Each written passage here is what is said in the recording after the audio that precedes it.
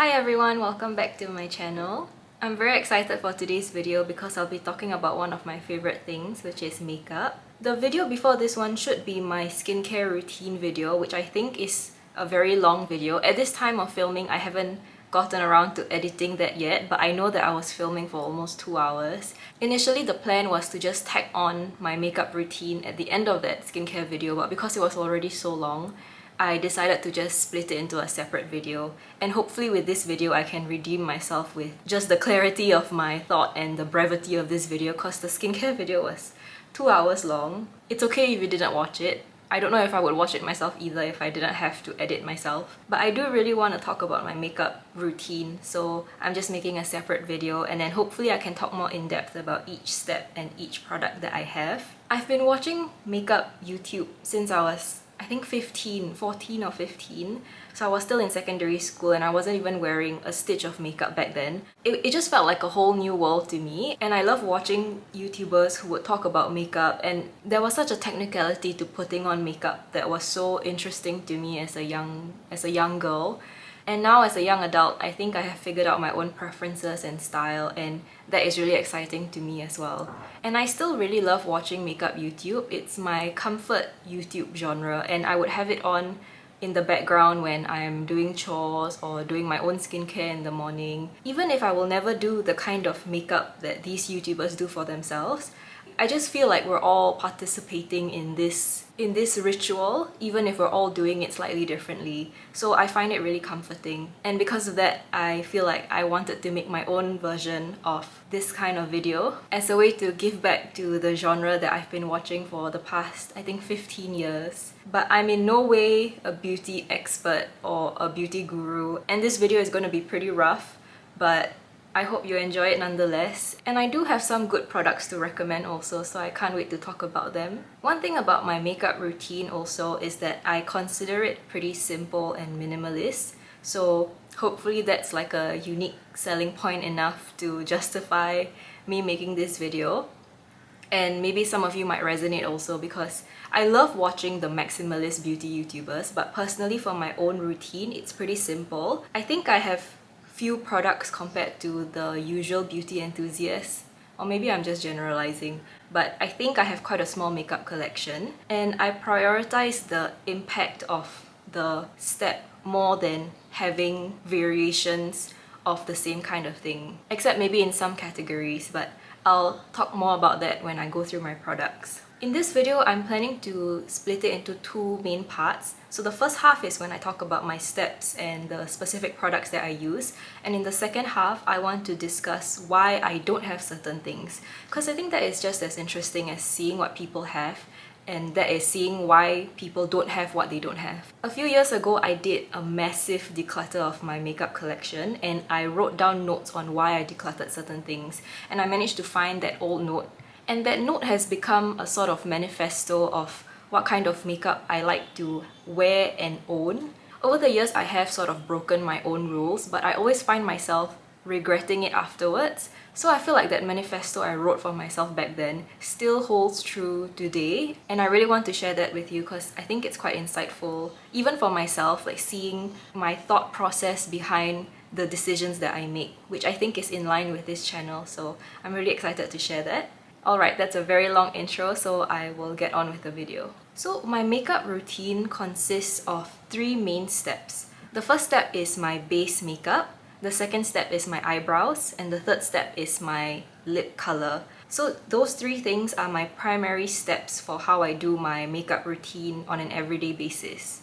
So starting with the base, I only have one main category of products, and that is translucent powder. The one that I have is the suppin powder. This is a Japanese brand. And I also have the Innisfree. This is a very old cult classic. It's the Innisfree No Sebum Mineral Powder. So this is a loose powder, while the suppin powder is a pressed powder. But both of them are translucent powders. So even though they look white in the packaging, they are kind of translucent on your skin, and their main purpose is either to set makeup or to reduce the shine on your face. And for me, it's primarily just to reduce shine. So right before I put on my powders, I usually only have sunscreen on, so I just finished my skincare and my last step is sunscreen. And oftentimes my sunscreen is very shiny on my face, so I always have to powder it down so that I don't look so shiny. So between these two products, I've been using the Innisfree since maybe I was in university, first year of university. So it's been a really long time, almost, do I want to say a decade? Maybe slightly less than a decade. But this has been my tried and true, and it has gone through many packaging changes. But it's always in this tiny green packaging, but I still have the old packaging. This is the previous packaging, but it's not even the oldest one. I was using it back when it was still the very first OG packaging. And then now they've made it more modern with this kind of style. And then they've changed the color of the puff also, because previously it was just a white puff. I don't know if they've changed the formula, but in terms of how it wears, it's still the exact same. It's a very fine, translucent powder, and it doesn't make my face look white. Like, of course, when I first pat it on, it looks slightly white, but in the next few minutes, as my skin warms it up and as my natural oils also push through no matter what, it does look more natural. And it doesn't add coverage or anything, it's just completely a translucent powder. And I'm sure a lot of people use this and it's still very popular. So this was my tried and true for ages, and it still is. But recently, I think as recent as last year, when I first bought the Club Suppin powder, it has kind of overthrown this. But the thing is, this is still good because of its size.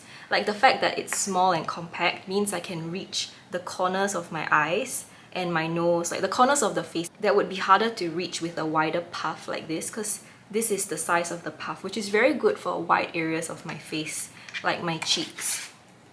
This is the size comparison. I've known of this powder for a long time, but it's quite expensive to get in Singapore in places like Welsia. Is it called Welsia or Welshia? But in Japan, this big pan is about maybe $16. In Singapore, it can be almost 30, which is why I never bought it. But if you can find it on Shopee, or if you go to Japan and you find it in a drugstore, it's really affordable, and I would recommend it because this huge pan can last almost 6 months. Whereas this one can last, depending on how often you use it, it can last between 3 to 6 months. Because I've started using it a lot less frequently than I was before, it can last up to 6 months or more.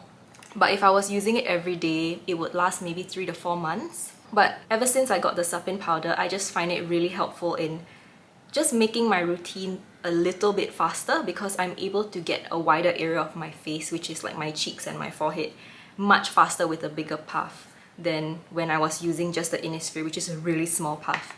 There are different variations of this powder. There is the blue one and I think a green one. I believe the main difference is just the scent, but this one is like a rose scent and I find the pink very pretty, so I've stuck with this one. This is currently my second pan, so I really like it and I will continue to repurchase it. Yeah, so this constitutes the very first step of my makeup routine, and that is to mattify my face with a translucent powder.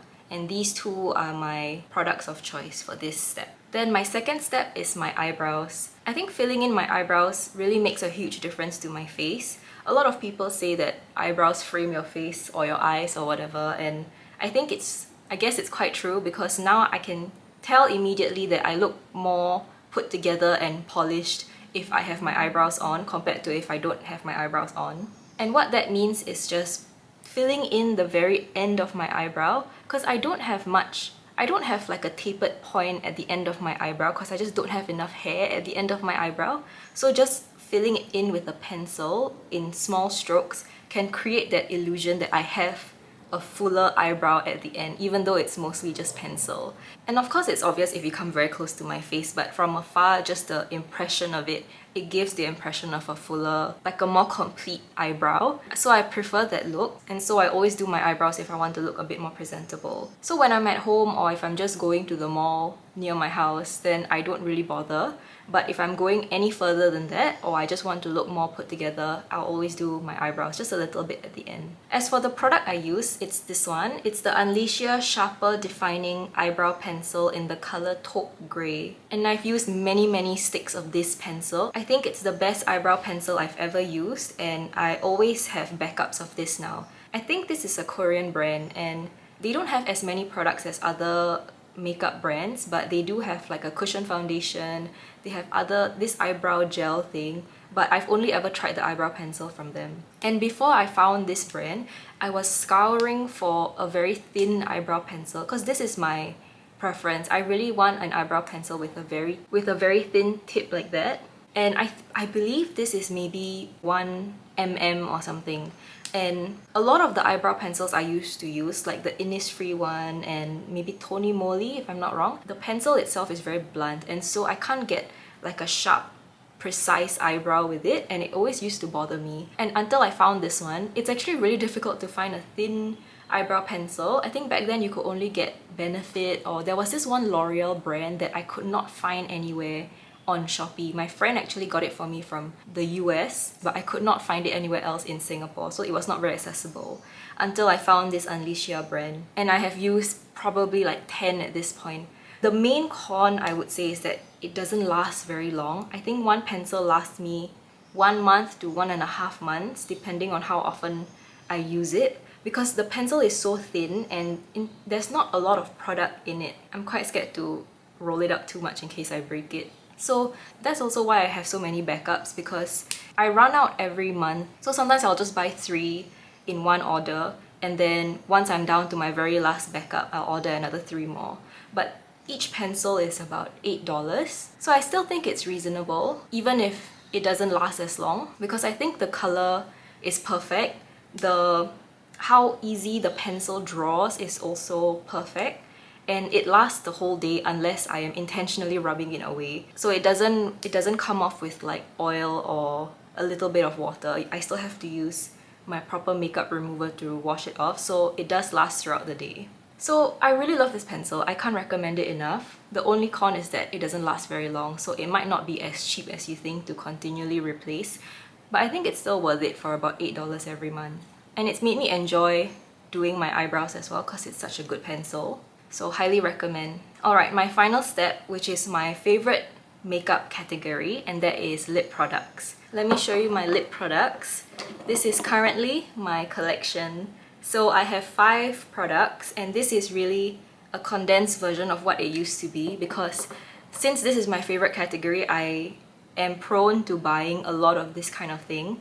But then I recently decluttered for the end of the year, and I'm down to just these 5, and I'll tell you more about them. With lip products, I feel like it makes the most dramatic difference in how my face looks. Like eyebrows, I feel like it's a personal preference that I love having them on, but other people will not really notice that I have eyebrows on compared to noticing whether or not I have a lip color on. Like that's just a more obvious feature that people will see before they notice anything else. So in terms of making the biggest impact and difference, I think it's more lip products than anything else that I wear between the 3 steps that I do. And personally, I have very dry lips, and I also have quite pale lips compared to the rest of my face. I know it's not nice to say this about yourself, but sometimes I think that I do look a bit ill and sickly if I don't have a lip color on. So even my lip balm that I wear at home, sometimes I'll just wear a tinted one so that there's a bit of color to my face. But if I just wear a clear lip balm, my lips will oftentimes be really pale, and I just don't like that look on myself. So that's one consideration for me. And also because overall I'm just of a darker complexion, a lot of those nude or light lipsticks don't look like anything on me. Like they just look like I'm wearing a clear lip balm. And so a lot of the colors that I choose tend to look a lot darker in the tube.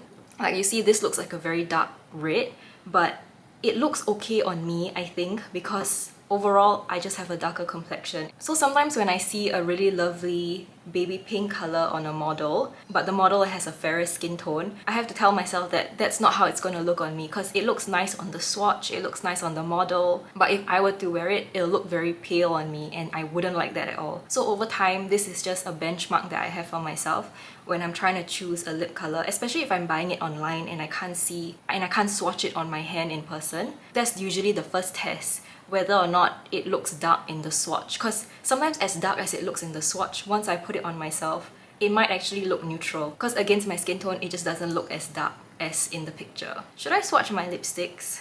I guess that could help, but keep in mind that my lighting is quite erratic because I'm filming with natural light from the window, and so it might not be completely accurate, but I'll show you anyway because it's fun. So I'll talk about my very first lipstick, and this is the oldest lipstick in my collection, both in terms of age, like when I got it, and also for how long I've been using this lipstick. This is the Colourpop Luxe lipstick in the color Gallop. It's your traditional bullet lipstick. This is how it looks. It's a bit of a brownish, more warm red color. Although I never use it at full impact like that on my lips. I usually dab and then have it be a sheerer color.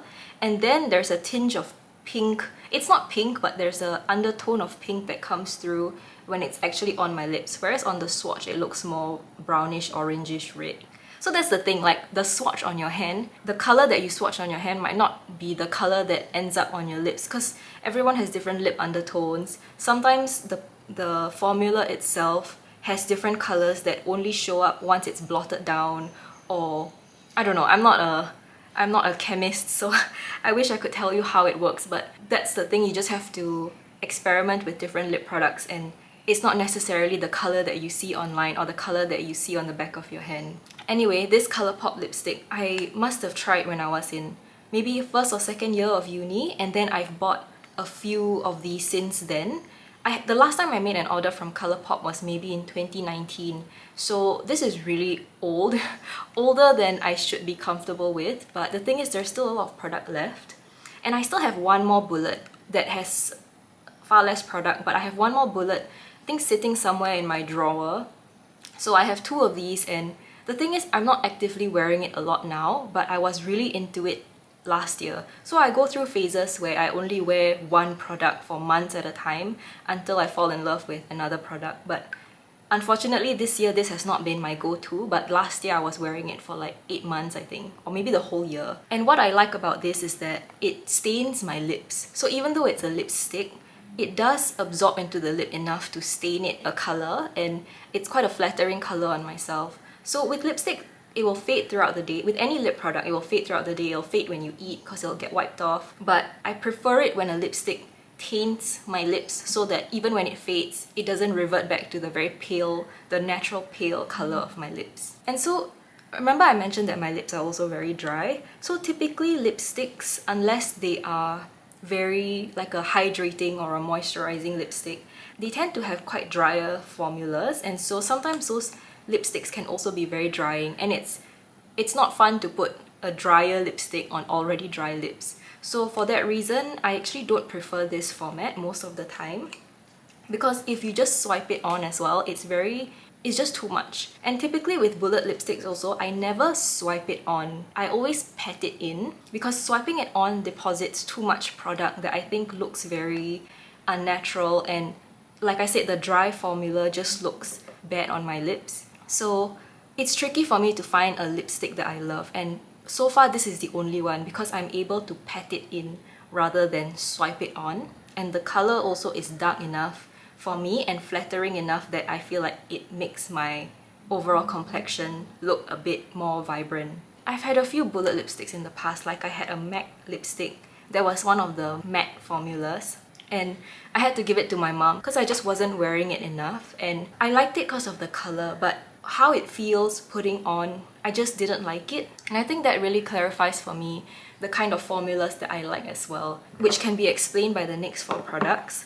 But I prefer a moisturizing formula that is also hardy. Like a lot of the moisturizing lipsticks, like the bullet lipsticks in this format, the moment you wipe them off, the color is gone. Like it doesn't last on your lips. It's almost like just a layer of paint over your lips that lasts as long as it's there.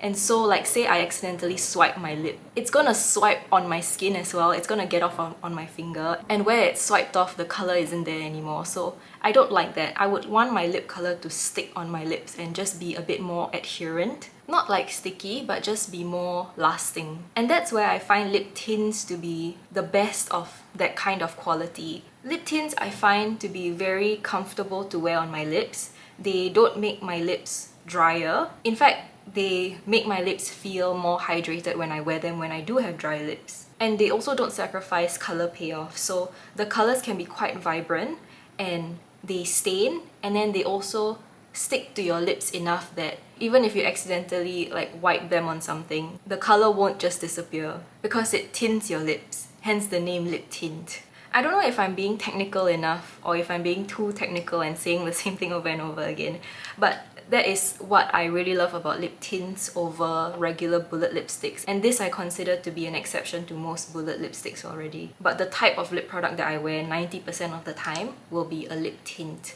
And this brand called rom&nd is my ultimate favorite because I find that it's affordable, it's very accessible, and just the quality of the products is amazing. Oh, I forgot to mention, so this Colourpop is about $10, $12, but because it's based in the US, you would have to spend, I think, 60 USD to get free shipping to Singapore. So it's not as accessible because you would have to make quite a big order every time if you want to get free shipping. Otherwise, the shipping is quite expensive, even though the product itself is affordable. But with rom&nd, you can easily get them on Shopee, and shipping is at most maybe $2, and they are very affordable as well. Different sellers have different prices, but generally it's in the $8 to $12 range, which I think is really reasonable and also dangerous because they're so affordable. You are more tempted to buy more in different colors, which, trust me, I have done many times before.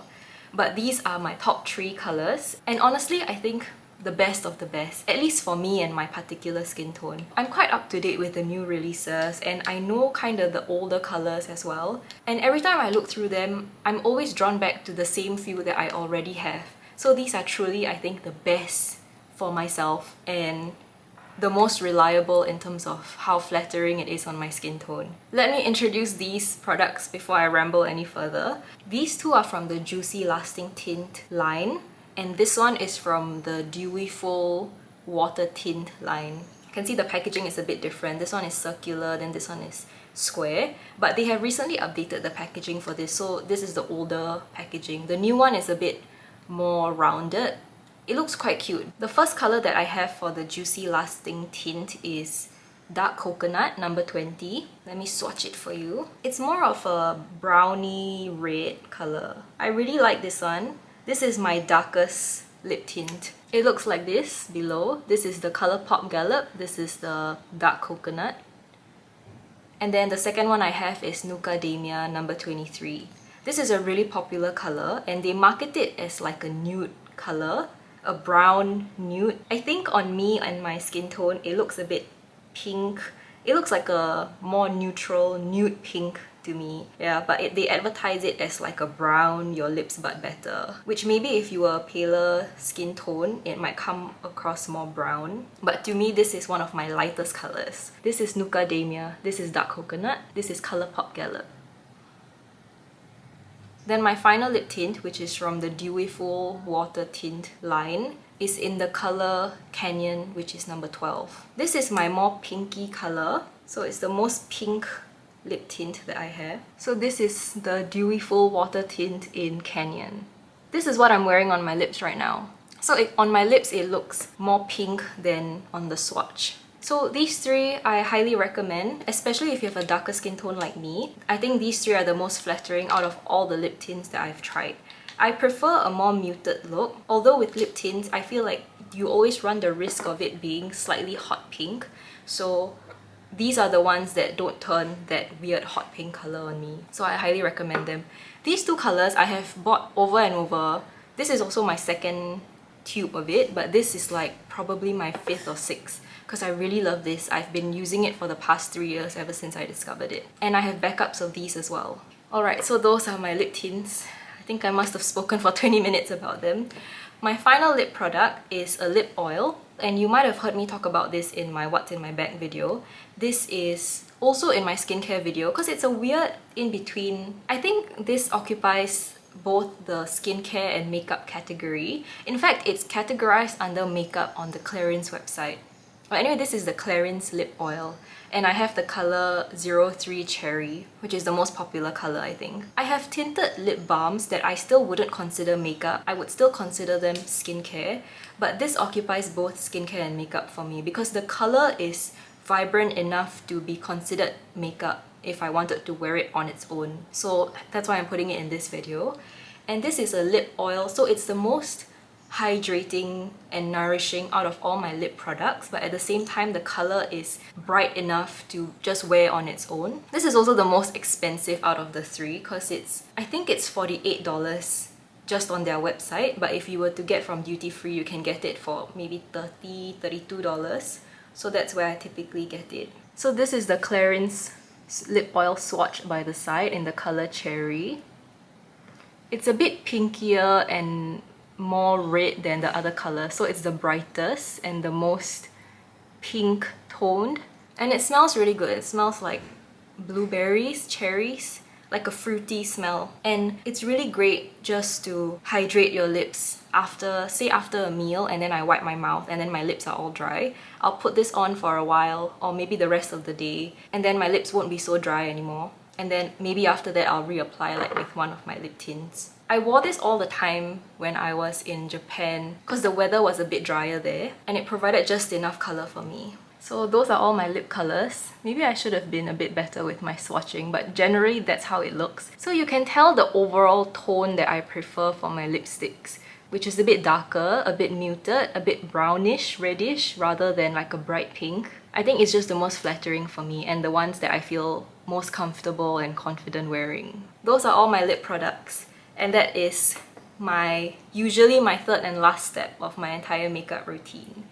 But as a bonus, I'll talk about some other makeup that I have that I would be fine not having, and that is eye makeup. So I only have a mascara. This is the Maybelline Sky High Lash Sensational in the washable formula. So they came up with a washable formula that's easy to take off with just water and regular makeup remover, because their waterproof formula is notoriously difficult to take off, and you would have to use a dedicated eye makeup remover to remove that mascara. So it's very stubborn and really long lasting. But this one is the washable formula, which was why I got it. It was a bit impulsive because Watsons was having a sale, and then I saw that they came out with a washable formula because I used to have this in the regular formula, and then it got old enough that I had to throw it out, but I hadn't even used it that much because it was so difficult to take off. So I low-key regret because I've probably worn it maybe 10 times since I got it, and I got it back in July last year. So technically it's almost been 6 months since I opened it, which is the usual shelf life for a mascara. And then alongside the mascara, I have an eyelash curler. This is from Muji, and this one is actually okay. This one I can still use occasionally, and it doesn't have an expiration date like a product does, so this one can last years and years if I take care of it. I don't know if it works any better or worse than other eyelash curlers, but I still prefer it because it's easier to travel with and to bring around because it's so compact, which means it's also easier to store in my makeup drawer. And even if I don't wear mascara, sometimes curling my lashes just makes them look a bit better, a bit more lifted. It's a very, very subtle difference though, so I don't find myself bothering most of the time. But this mascara is the one that I wish I used more, but it's just not part of my routine to wear mascara. I know some people only wear mascara as their makeup, and for them it makes a huge dramatic difference because maybe their eyelashes are long to begin with. I unfortunately have very short eyelashes, which is quite unusual I think for my ethnic background, because all my other friends have very long eyelashes.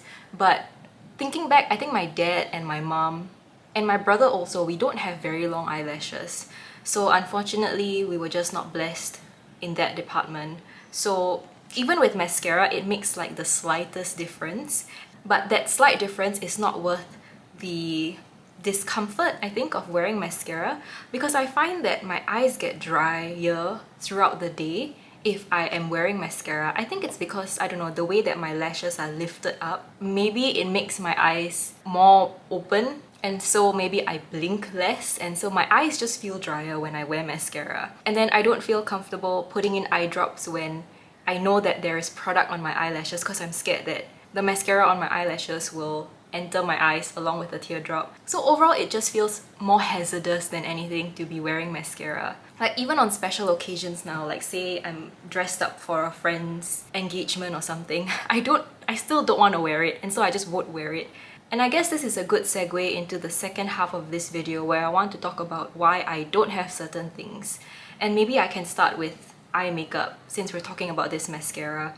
I was just never really into eye makeup. I've tried wearing eye makeup on myself. Like, trust me, I've owned eyeshadows before, I've owned eyeliners, many mascaras before this one, and it's just the most hassle for me. I find like it's such a small area of my face, but oftentimes it takes up the most energy if you're trying to do like a specific look. And maybe also because I'm not particularly skilled at doing eye makeup or anything. Like, I can't really draw eyeliner. It's just not something I'm interested in doing. And I also have hooded eyelids, which is, I don't know how to describe it, but you can see that my eyelid goes into this part of my eye area.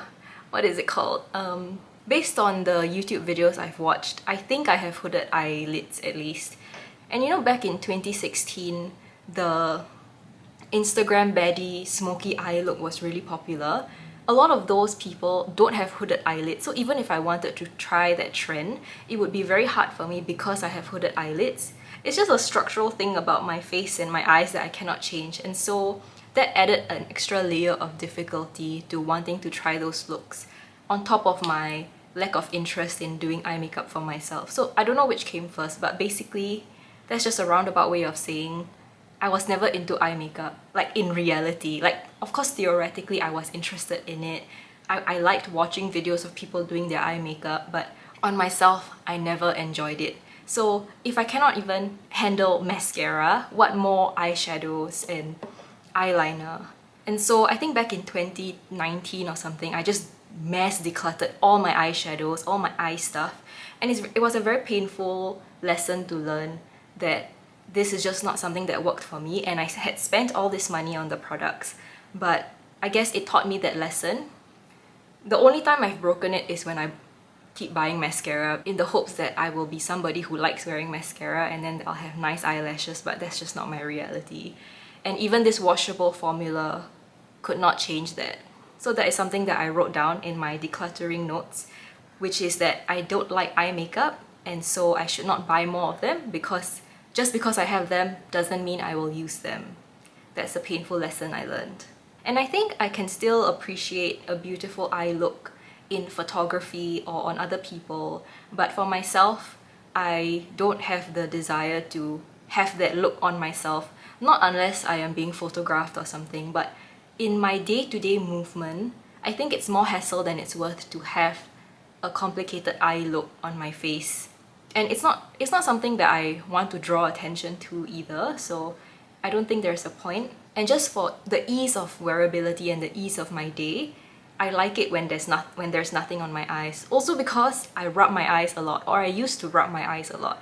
And even now, I try not to rub my eyes a lot because I got LASIK and you're not supposed to, but sometimes I rub the corner of my eye, or like I'll touch my eyelid for some reason. I know it's not a good habit, but it was worse before, and so having eye makeup just felt like a disaster waiting to happen, because I would unconsciously just rub my eyes and then rub away whatever makeup was on it. So that's just a roundabout way of justifying why I don't have a lot of eye makeup and why I should probably declutter this and then never bother buying mascara again, or any other eye makeup for that matter.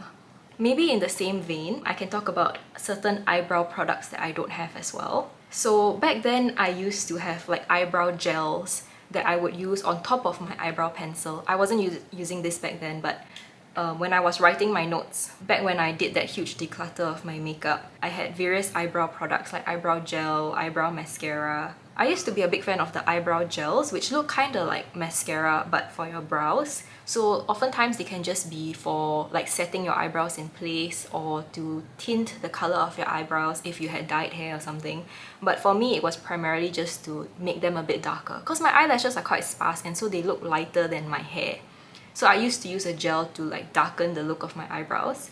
But back then, I remember I was also wearing glasses, and because of my glasses shape and the way they sat on my face, they oftentimes would get on the top rim of my glasses, which I really dislike. I really hated my glasses being dirty back then. And so eventually I stopped using the gel, and I think I just stuck to using a pencil, because the pencil sits on your skin, so it won't like dirty your glasses or your sunglasses. And I guess I just wanted, you know, if I really only needed a pencil and liked using a pencil, then that makes the brow gel redundant. So eventually I just realized that I could minimize my eyebrow makeup to just a pencil, and that would be completely sufficient for me. So I wrote down back then, when I decluttered all my eyebrow gels, that I only ever use a eyebrow pencil, and I had a specific preference for the kind of eyebrow pencil that I like using as well. So I like the super thin kind, the super thin pencil. I didn't like the thick pencils. It's also important that the pencil matches my skin tone and that it's easy to draw a line. I don't know if you can see, but I don't have to press very hard to draw a line. Some pencils, I bought some super cheap pencils off of Shopee where I had to like press into my skin to draw a line, and that just felt like I was going to hurt my eyebrow skin over and over every time I had to use a pencil. So that just means that the pencil is not very good at depositing the pigment without excessive force. And the fact that it's so thin also makes it look more natural than like a thicker pencil, because this one you can make very soft strokes that look more like hairs than a thicker pencil would. So this one really just ticks all the boxes for me, and that's why I'm so loyal to it. And once I find something that I like, I just want to keep using it over and over. Other than that, I also pluck my eyebrow hairs, the ones that grow outside of this shape. I try to pluck them quite regularly so that I don't have like a lot to pluck at any one time. I used to do eyebrow threading. There's a really good place at Little India, but I think it's easier to just do it myself every couple days and maintain the shape on my own rather than let it grow out every 2 months and then having to go back down to the salon to get them threaded. So it saves me money and time to just do it on my own at home. Okay, after eyebrows, maybe let's talk about my base makeup. So before my big declutter, I had a lot of other products. I had foundation, I had concealer, I had blush. I don't think I ever used contour or bronzer, so I had those like main base products. And of course I had setting powder, which is right now the only thing that I have. So the reason why I don't have any more coverage complexion products like foundation and concealer is that I just don't wear them anymore. Back when I started wearing coverage products was when I had really bad acne. I talked about this story in my skincare video, but back then I had really bad acne and I was very self-conscious about it, and so that was when I started wearing base makeup. Previously, I never wore much makeup to begin with. The time when I really started getting into the whole makeup thing was when I had very bad acne. And so that was the time that I started wearing a lot of base makeup to cover up the active pimples and all the scars that I had. But after my skin cleared up, maybe 5 years ago, I wasn't as interested in wearing base makeup as I was before because I was less self-conscious about the marks that I wanted to cover. And I know the point of coverage makeup is not necessarily to cover acne marks or anything. And many people with clear skin still wear base makeup because it creates a certain effect on your skin, whether it's like a glowier look or a more even complexion. There are many reasons why people wear coverage makeup, but for myself, I felt like the extra step and hassle of wearing coverage makeup wasn't worth the result it gave me. And I think also there's a mental health aspect to this as well, and that was back when I was wearing super heavy foundation. It was also when my acne was at its worst, and of course the makeup sort of covered most of it in terms of like the color of the acne and my dark marks. Of course you could still see texture and stuff, but like it was very painful at the end of every day when I had to wash my face to get ready to sleep and everything, to have to wash that away and see how my skin really looked under all of that. Like there was always that shock of seeing my face in the mirror after I washed away all that makeup. And I mean, I have to admit that was like a pretty dark time in my life, self-confidence wise. So just having that memory in my head made me not want to wear base makeup as much as possible, because when I wash my face at the end of the day, I don't want the difference between my made-up face and my natural face to be so stark, because I feel like that's just not good for how I see myself and like how good I feel in my own skin. So that is my personal reason why I don't want to wear base makeup. And the more practical reason also is that I find it almost impossible to find my shade for anything in foundation, in concealer. Like I've looked at drugstore, I've looked at high-end Sephora makeup. I still don't really know what my undertone is. Like, am I warm or cool or neutral? Because sometimes I try what I think is a warm undertone, but it's too orange, and then I try a cool undertone and then it's too yellow, or so I have never found my perfect shade, no matter like foundation or concealer. And back when I was wearing makeup, honestly, it probably didn't match the rest of my skin either, but I just wore enough that at least my face was one color. And oftentimes I was just wearing too dark a shade, but I didn't really care because what was more important to me was hiding my acne over whether or not it matched the rest of my skin color. So that's also a practical reason why I don't bother with foundation, because finding a shade match has been impossible all my life. So those are my reasons for not wanting to wear base makeup. And I guess this is bigger than just foundation, but I'm not like a makeup artist or a makeup photographer. So the makeup that I wear on my face, I have to wear it throughout the day. I have to live with it, go through my day, live and breathe in that makeup. And if it's uncomfortable and the effect is not worth the discomfort, then why do I bother? So like for instance, like putting on my eyebrows, having powder on my face, having lipstick, it doesn't interfere so much with the way I move around in the world because I'm not fussing with it throughout the day. The most fussy thing that I have to work with are probably my lipsticks because I always have to reapply after I eat. But like my powder, my eyebrows, I don't really fuss with them throughout the day.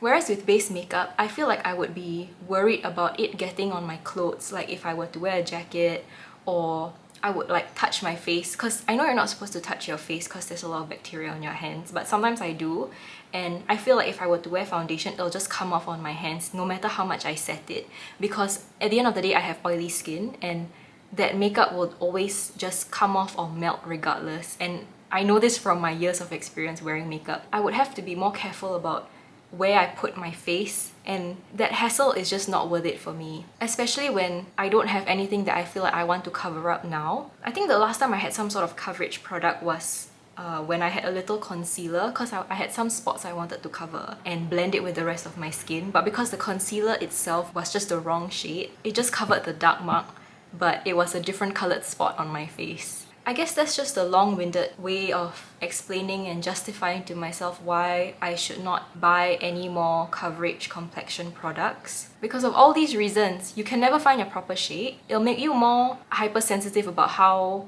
your face looks throughout the day, because you have to make sure that your foundation doesn't look bad, it didn't melt off certain parts of your face. You have to be careful about where you put your face. And all that is not worth it for myself. That's why I didn't wear the makeup that I did have, that I had to declutter all those years ago. And that goes with like blush as well, because blush was one thing that I did wear. I didn't contour or bronze my face, but I did wear blush. But even with blush, I find it's not as easy to fit into my current routine as you think it would be, because I'm very picky about the type of blush I wear. Like I really dislike anything with glitter in it, but a lot of blushes have some kind of glitter or sheen to it that would drive me crazy, because I hate seeing the little sparkles on my cheek. Like I already have oily skin. I'm very allergic to anything that will suggest that my skin is shiny or gleamy. But the matte blushes, like there's the cream format and the powder format, right? Where would a cream format fit? Because would it come immediately after my sunscreen and then I have to powder on top? But then how do I reapply the blush if it fades? And I even toyed with the idea of getting a powder blush, because I watched this YouTuber and she had the prettiest pink cheeks and she used a little powder compact blush, and I almost wanted to get one. But then it's similar to the complexion product in that I'll be warier and more aware of my face having that colour and wanting to preserve that colour, and also not wanting to accidentally get it on clothes. Then I would have to be just more mindful and conscious of the fact that my face has makeup on it that I don't want to smear. So it's just one step too much that I don't want to have to think about. So that really just boils down to the reason why I only can wear setting powder, and that is the most effort that I'm willing to put in, the most payoff that I can get with as little effort as possible. It's so roundabout, I know. I'm sorry I'm talking so much about this one thing, but maybe as I'm saying this also, I'm just reconvincing myself again about why I shouldn't get new products, because of these reasons that I'm so passionately explaining. And the final point for base makeup that I wrote down is that I don't like using brushes or tools. So for instance, for my powder, it comes with its own puff, but I don't have a separate brush to apply it with. You know, like the makeup brushes that look like the big fluffy brushes? I recently have one. I bought one last year out of impulse because I think I had a powder that did not come with a brush, did not come with a puff inside, so I had to buy a separate brush. And I hated using it. Like, it's an extra big tool that I had to keep in my makeup drawer. And then say I'm traveling and that was my only powder, right? Like, it wasn't these two. I would have to carry around that brush. And then where would I store the brush? Like, I would need some sort of brush head cover so that it won't get dirty in my makeup bag. And then, not to mention, I would have to wash that brush. I have not washed that brush, so it's a pretty disgusting brush.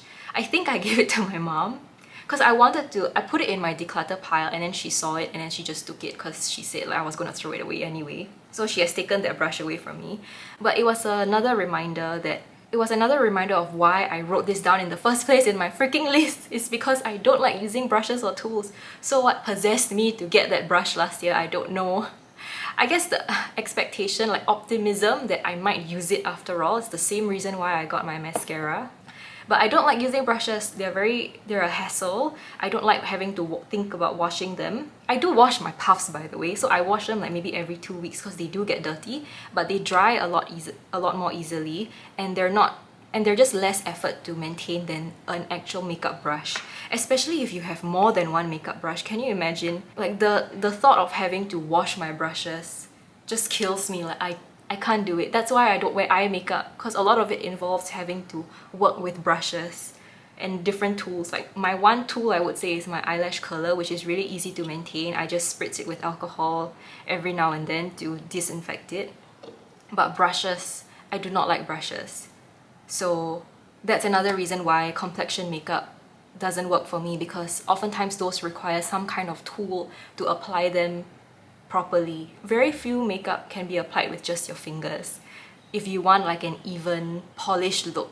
And that's one big reason why I don't wear base makeup or eye makeup, because those often involve brushes. Okay, we've covered eyebrow, eye makeup, and base makeup. Now, the final category I have is lipstick. Maybe I've already talked about it when I talked about my other products, but I don't like lipsticks that are too light for my skin tone, hence why my lipsticks are a bit more on the darker side. And that's also just because the nature of my skin tone is a bit darker, and so I can't wear paler lipsticks to begin with. I mean, I could, but it's not the look that I'm going for. Oh, and I mentioned that I like lipsticks that leave a stain on my lips after it wears away, but the stain has to be nice, of course, and not too different from the original colour of the lipstick. And most importantly, I don't like formulas that are not wearable every single day. So I used to have some lipsticks that felt like what I call special occasion lipsticks. So for instance, I had the Maybelline Super Stay lipsticks. You know those like 24, they advertise as the 24-hour lipstick, and they had a whole range of really vibrant, rich colours. So they had the matte version, and then recently they came out with the vinyl version, which is like a bit of a glossier look. So even though it was glossy, it was long-lasting. And I actually bought a couple that I have since given away, because those long-wearing formulas tend to be extremely drying and uncomfortable to wear on your lips, and they don't wear away very well. You know, I remember the Super Stay matte lipstick. I bought this one, like this beautiful red color, but the moment I would eat, it would come off in flakes. Like it wouldn't fade away like a cream. This one would come off in little chips, like chips of paint, because it was so long lasting that the way it stuck on my lips was like paint, and so it would chip away like paint. And it was just so awful to deal with after my meal. Like, I couldn't properly reapply my lipstick also. It just felt so uncomfortable and weird and unwearable. Like, truly only if you are wearing it to be photographed or for a special event where you're not moving your mouth a lot and you're just like smiling for a camera or posing. But if you are in a situation where you're talking, you're eating, you're just living your life, they're so awful to wear. I don't know why. Like, why would you want that for yourself? Unless, of course, the aesthetic of it outweighs the inconveniences of wearing it. That is completely valid, and it's also different for different people. I think for myself, I just prioritize wearability over its aesthetic value. Like, the aesthetic value must be enough for me to tolerate maybe the inconveniences of it, but not too much. Like, it cannot be too inconvenient such that I am just not even having a good time. Like, the aesthetic value of having long eyelashes for me is not enough to overcome the inconvenience of having dry eyes throughout the day. Same with the aesthetic value of wearing foundation is not worth the inconvenience of having to baby over my full face of makeup throughout the day. And likewise with lipstick. I love the colour of that lipstick, but it was just not worth the inconvenience of how awful it was to maintain if I were to wear it for any length of time over an hour. And so I was saving those lipsticks for special events, and I did end up wearing one of them to a concert where I wasn't really eating much, I was just like singing along. And even then, I was looking forward to getting that off my lips at the end of the day. And the thing is, with those long-wearing lipsticks, it's not easily removable with just oil cleanser. I had to use a special makeup remover, the same one that I used to remove my mascara, to remove that lipstick off my lips. So you can imagine it's really like wearing paint on your lips, and I don't appreciate that. And it's not worth keeping in my collection a lipstick that I can only wear in very specific occasions. I would rather have lipsticks that I can wear for 99% of occasions and just not bother with keeping those 1% special occasion kinds of makeup, because makeup does expire and it seems like a waste of money to me. So it's something that I'm choosing not to have in my collection anymore, and I will have to keep that in mind, especially when I'm being seduced by like marketing and like the color or the imagery of that makeup product. I need to always think about the real life use case of that product. Like, how will it feel on a day-to-day basis? Can I see myself reaching for it in 90% of the occasions where I'll put on makeup? And maybe if you're like me, like a makeup collector or a makeup lover, this could be a helpful way for you to think about what kind of makeup you do actually want to bring into your life, especially if you want to simplify your makeup as well. And another thing for me also is that because now I feel so happy with my current collection of makeup, I don't feel the need to experiment with, say, different kinds of setting powder.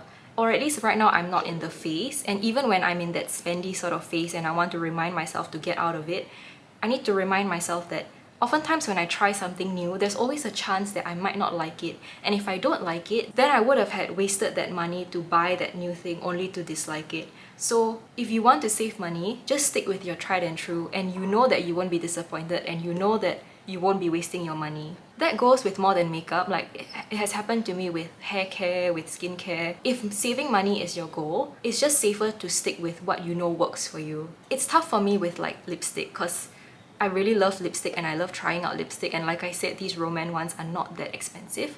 But the last two colours that I experimented with, I really didn't like, and so I had to give them away. And so even though it was cheap, it was still like $16 of my money that I could have saved to spend on like even backups of my current colours that I like. I would rather have backups of the stuff that I know works for me than spend money trying things that I will ultimately not like and have to give away. But I do understand that you just go through different phases of life. Like, some phases I just want to be trying new things, and then maybe in trying new things I find something new that I love and will use for years. But I can't always be in that trying, experimenting phase of life, because it's not financially sustainable. It's not sustainable to keep buying so many things. So I try to strike a balance, and for now at least, I hope that I'm in a more mindful phase of life where I don't want to change much about my current collection, and I'm very happy with what I have. And I don't want to go ahead and try new things that I'll ultimately dislike anyway. So that is just where I'm at with my current makeup routine, because I don't want to have to go through another massive declutter where I get rid of half my collection and then regret all that money that I've spent on things that I didn't end up ultimately using. And that is the takeaway point that I hope you get from this video. I know it's another rambly one. I don't know if I managed to redeem myself from the last skincare video that I filmed, but I had a great time talking about makeup with you today in this video. I hope you got something useful out of it, and thank you so much for watching. As always, I'll see you in my next video. Bye bye!